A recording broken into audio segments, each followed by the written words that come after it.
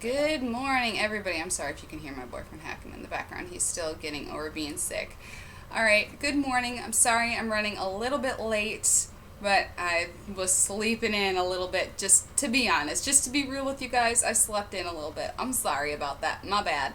They are about to start the impeachment trials for the day here in a few minutes. Remember, today we are going to be hearing from Mr. President Trump's lawyers, and they are going to be responding to everything that we have heard from the Democratic senators over the past 3 days. We have streamed all the previous trials and the hearings in the House and stuff. We have them all in a playlist, so make sure that you check that out if you want to see all of them. And make sure you check out our other content as well. Streaming the impeachment trials is something that I'm doing in addition to covering other kinds of news and revealing some government sources and stuff that you guys can get yourselves. So make sure you check out our other content and hit the subscribe button, turn on bell notifications. That way you get notified whenever we put out content and you can get all of this great information and sources and everything for yourself. And on our website, growtheinfo.com, you can find more wonderful sources and press releases, all kinds of great stuff. You can follow us on Twitter and Instagram at growtheinfo is our name. Thank you guys so much for joining us today.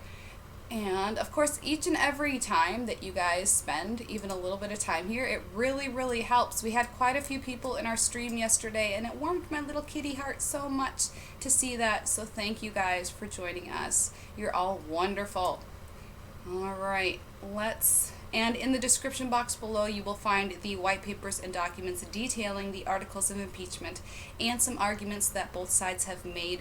Those are straight from the government sources, so if you're interested in the white papers and the documents regarding these trials, go ahead and check that out there. Okie dokie. Let's do our little trailer thing and then we'll switch to the trial.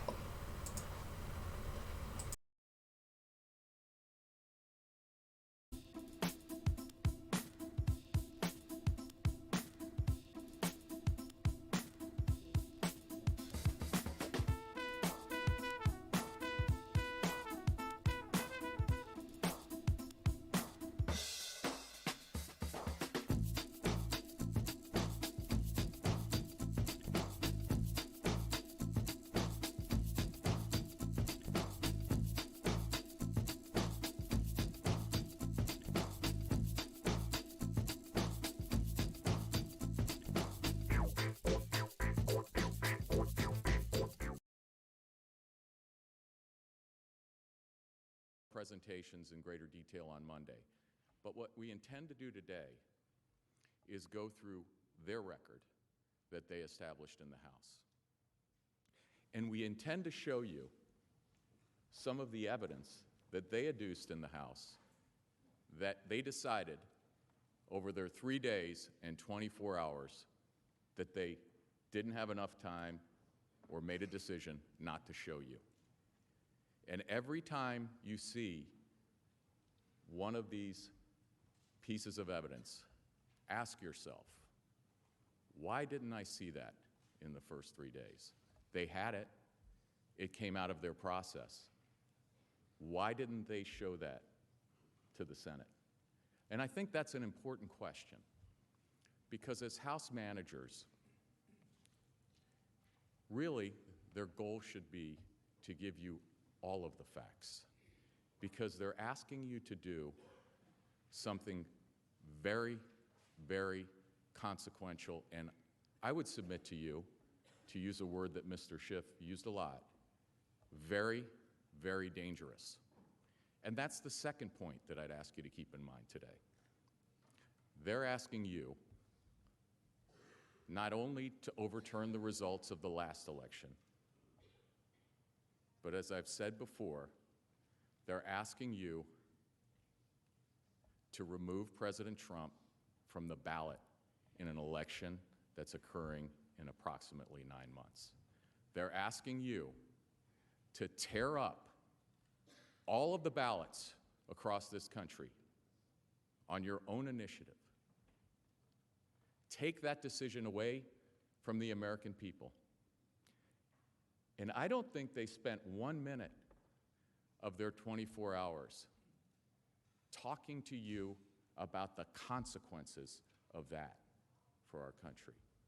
Not 1 minute.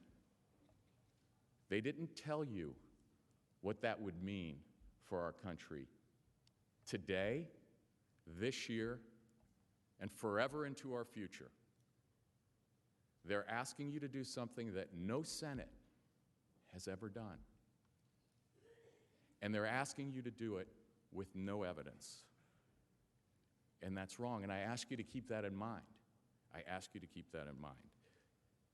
So what I would do is point out one piece of evidence for you, and then I'm going to turn it over to my colleagues, and they will walk you through their record, and they will show you things that they didn't show you. Now, they didn't talk a lot about the transcript of the call, which I would submit is the best evidence of what happened on the call. And they said things over and over again that are simply not true.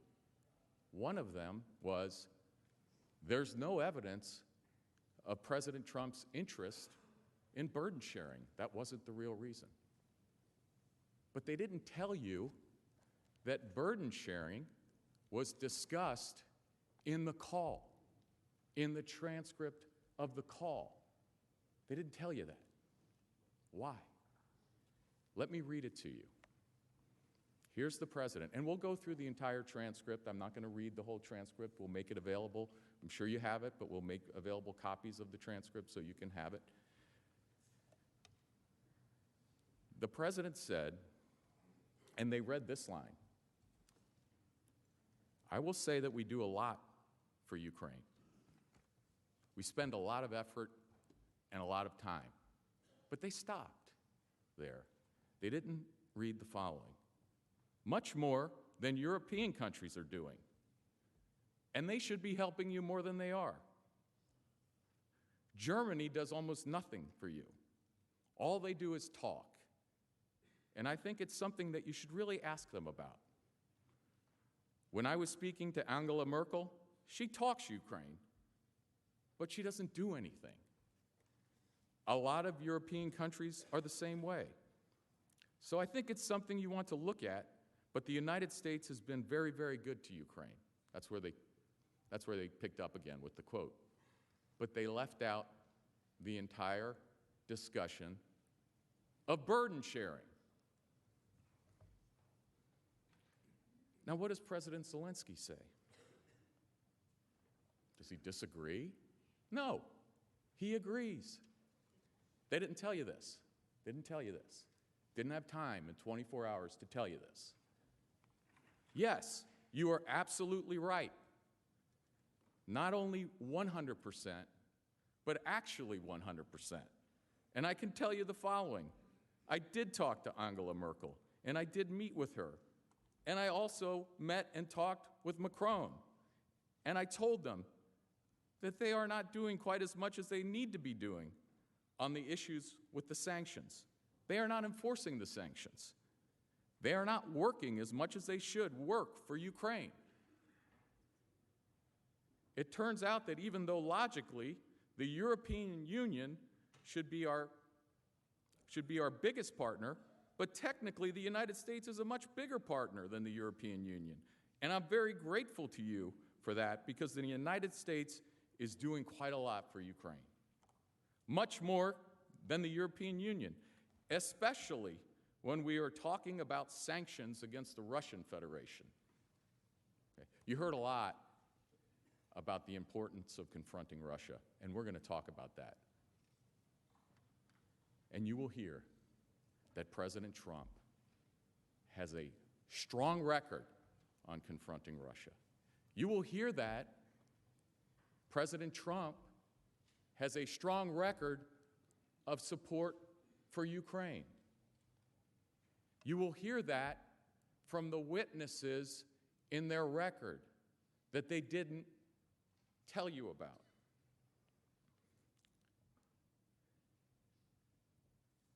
So that's one very important example.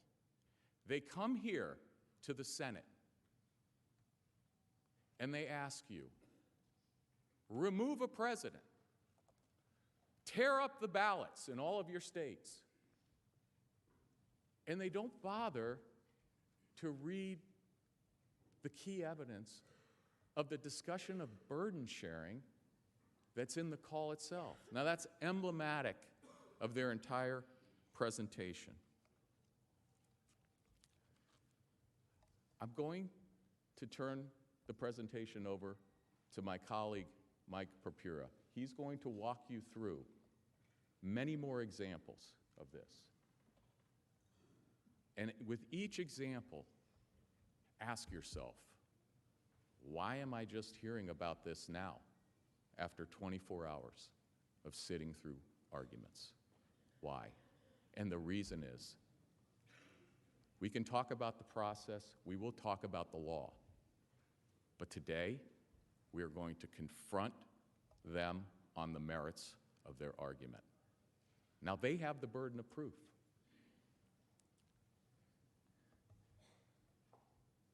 And they have not come close to meeting it. In fact, and I want to ask you to think about one issue regarding process, beyond process. If you were really interested in finding out the truth, why would you run a process the way they ran? If you were really confident in your position on the facts, why would you lock everybody out of it from the president's side? Why would you do that? We will talk about the process arguments, but the process arguments also are compelling evidence on the merits, because it's evidence that they themselves don't believe in the facts of their case. And the fact that they came here for 24 hours and hid evidence from you is further evidence that they don't really believe in the facts of their case. That this is, for all their talk about election interference, that they're here to perpetrate the most massive interference in an election in American history, and we can't allow that to happen. It would violate our Constitution. It would violate our history. It would violate our obligations to the future. And most importantly, it would violate the sacred trust that the American people have placed in you and have placed in them. The American people decide elections. They have one coming up in 9 months. So we will be very efficient. We will begin our presentation today. We will show you a lot of evidence that they should have showed you, and we will finish efficiently and quickly so that we can all go have an election. Thank you, and I yield to my colleague, Michael Propura.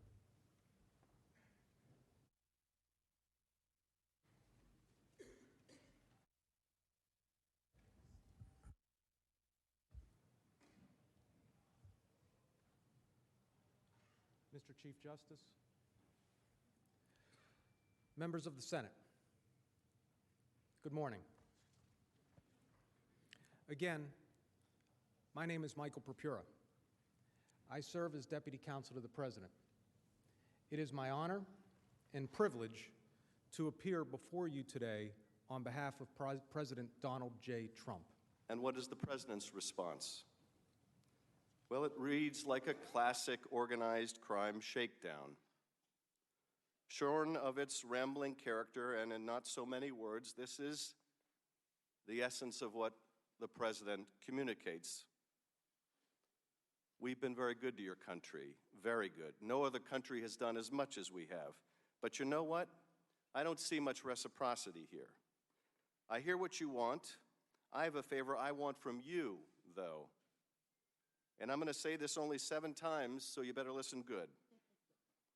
I want you to make up dirt on my political opponent, understand lots of it. On this and on that, I'm going to put you in touch with people, and not just any people. I'm going to put you in touch with Attorney General of the United States, my Attorney General, Bill Barr. He's got the whole weight of the American law enforcement behind him. And I'm going to put you in touch with Rudy. You're going to love him, trust me. You know what I'm asking, and so I'm only going to say this a few more times, in a few more ways. And by the way, don't call me again. I'll call you when you've done what I asked.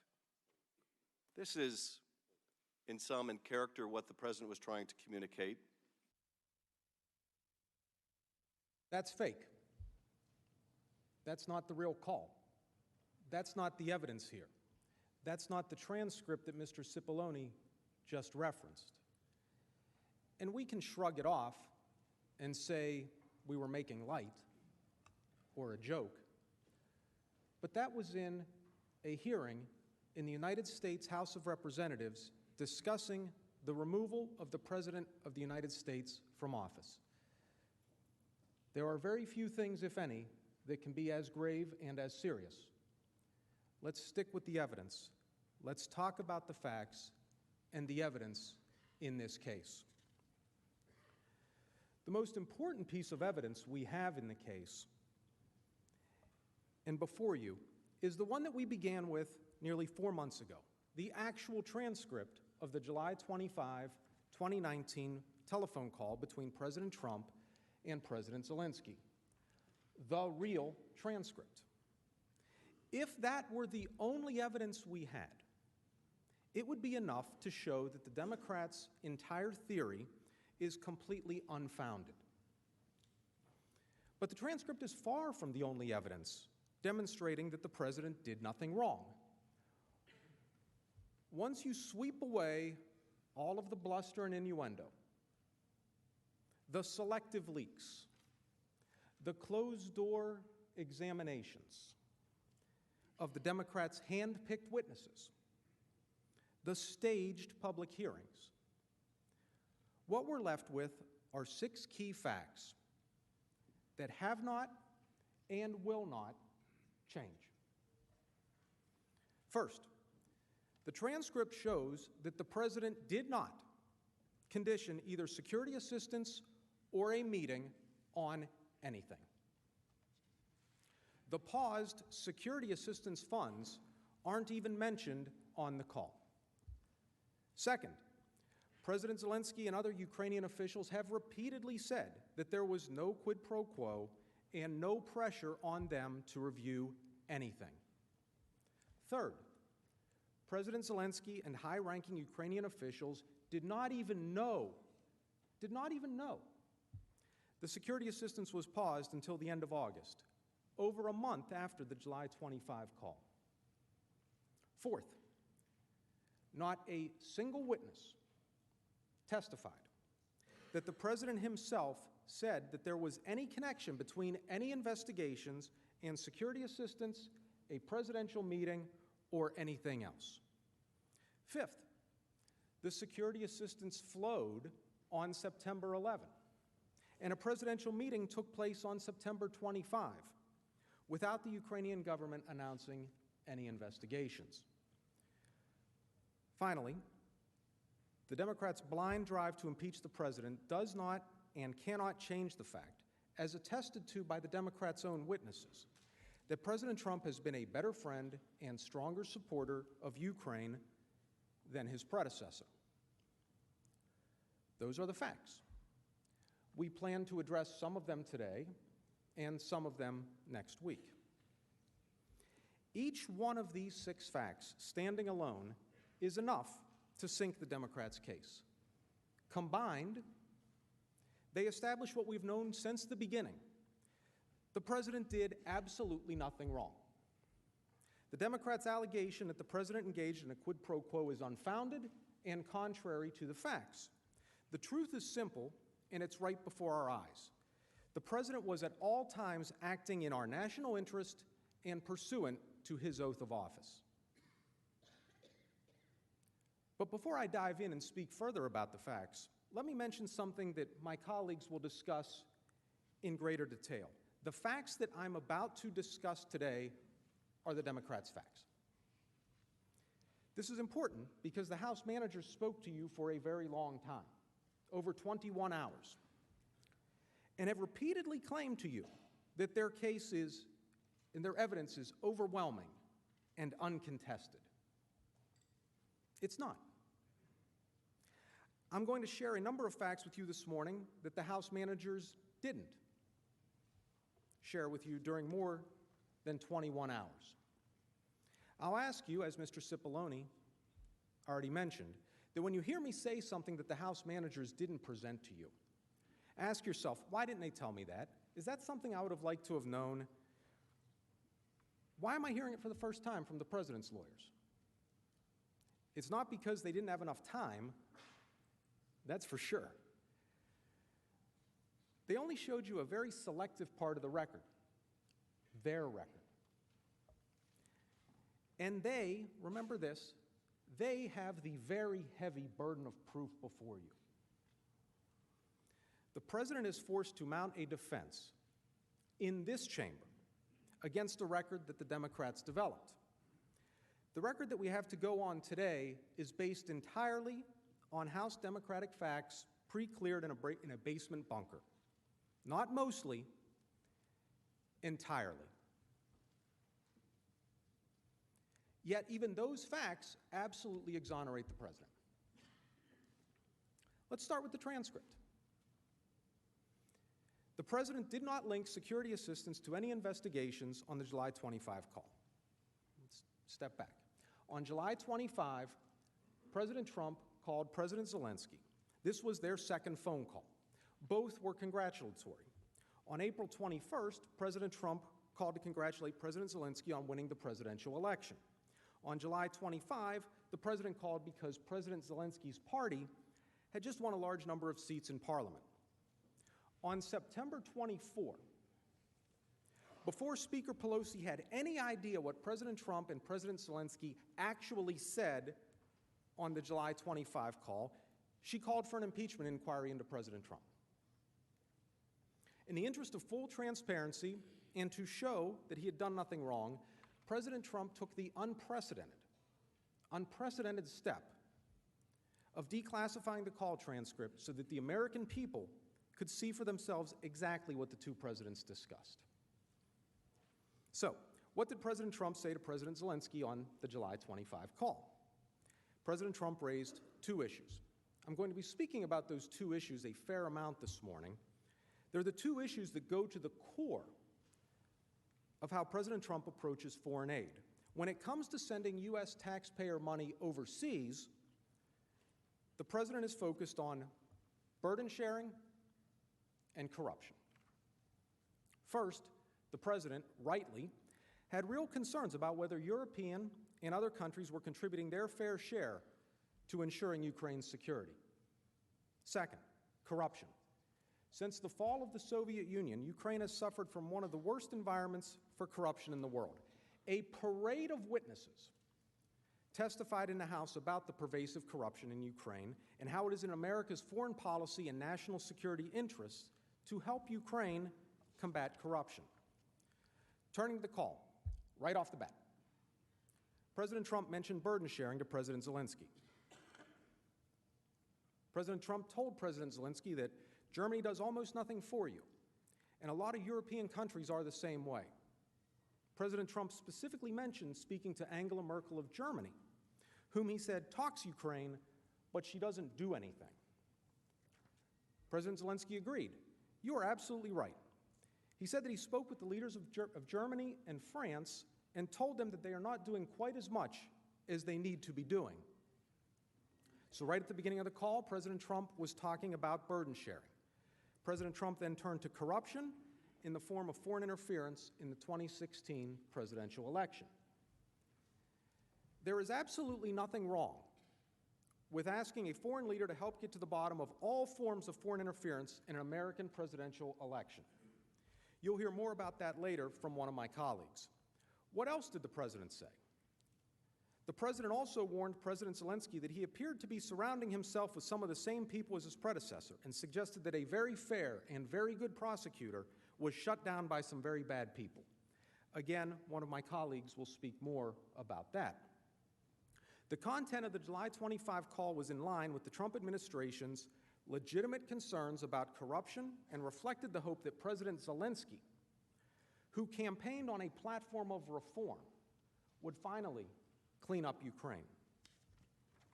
So what did President Trump and President Zelensky discuss in the July 25 call? Two issues: burden sharing, corruption. Just as importantly, what wasn't discussed on the July 25 call? There was no discussion of the paused security assistance on the July 25 call. House Democrats keep pointing to President Zelensky's statement that, "I would also like to thank you for your great support in the area of defense." But he wasn't talking there about the paused security assistance. He tells us in the very next sentence exactly what he was talking about: Javelin missiles. "We are ready," President Zelensky continues, "to continue to cooperate for the next steps. Specifically, we are almost ready to buy more Javelins from the United States for defense purposes." Javelins are the anti-tank missiles only made available to the Ukrainians by President Trump. President Obama refused to give Javelins to the Ukrainians for years. Javelin sales were not part of the security assistance that had been paused at the time of the call. Javelin sales have nothing to do with the paused security assistance. Those are different programs entirely. But don't take my word for it. Both former Ambassador to Ukraine Marie Yovanovitch and NSC Senior Director Timothy Morrison confirmed that the Javelin missiles and the security assistance were unrelated. The House managers didn't tell you about Ambassador Yovanovitch's and Tim Morrison's testimony. Why not? They couldn't have taken 2 to 5 minutes out of 21 hours to make sure you understood that the Javelin sales being discussed were not part of the paused security assistance. This puts the following statement by President Trump in a whole new light, doesn't it? "I would like you to do us a favor, though, because our country has been through a lot and Ukraine knows a lot about it." As everyone knows by now, President Trump asked President Zelensky to do us a favor. And he made clear that us referred to our country and not himself. More importantly, the president was not connecting "do us a favor" to the Javelin sales that President Zelensky mentioned. It makes no sense in the language there. But even if he had been, the Javelin sales were not part of the security assistance that had been temporarily paused. I want to be very clear about this. When the House Democrats claim that the Javelin sales discussed on the July 25 call are part of the paused security assistance, it is misleading.